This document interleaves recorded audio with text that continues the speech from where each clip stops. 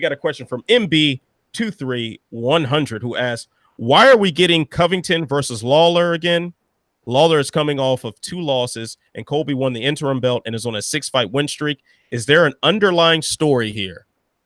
I mean, they're trying to make a story, and Colby's really trying to make a story with that whole Robbie left because they put a picture of Tyron Woodley beating him thing and all that stuff. Though I remember hearing a few years ago from someone that's familiar with ATT that Robbie Lawler was very upset with that fight.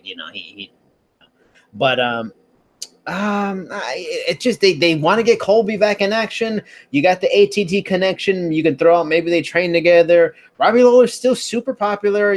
Hopefully I will be credentialed for that event, and I'm looking forward to seeing Robbie Lawler in person. He's not the guy he was a couple to 3-4 years ago, but he's exciting. Robbie Lawler is one of those guys that you want to see him compete.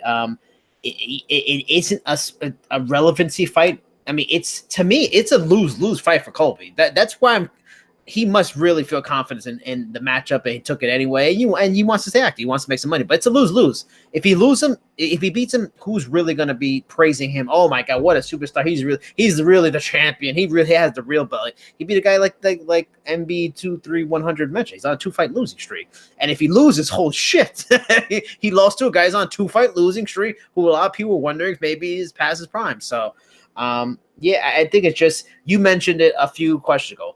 Bodies making a matchup. They had to make a main event. Lawler's popular. Covington needs to fight. He's a champion in the main event, sort of. It just, whatever works. Yeah, I spoke with Mike Brown at UFC 239. That's the last one I went to. UFC 239 fight week.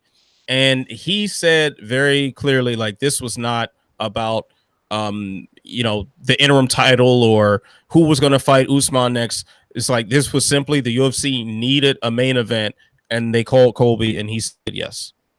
And that's it. So this is a pairing of 2 names that people care about. Whether you love or hate Colby Covington, you care about him. And of course, everybody likes Robbie Lawler. So you put these 2 names together, something crazy might happen, and it's a suitable main event. So I think that's really all there is. That's the only story to this.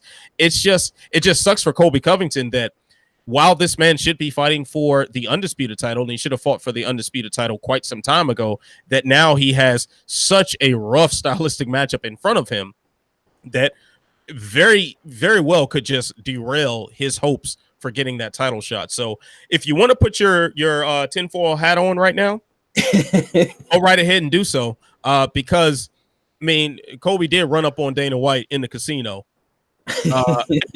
recording it, and and it got taken down and whatnot. And also, once again, shout out to Matt Wells for being the one who captured that Instagram stream and went on and preserved it for the rest of the good humanity of MMA Twitter.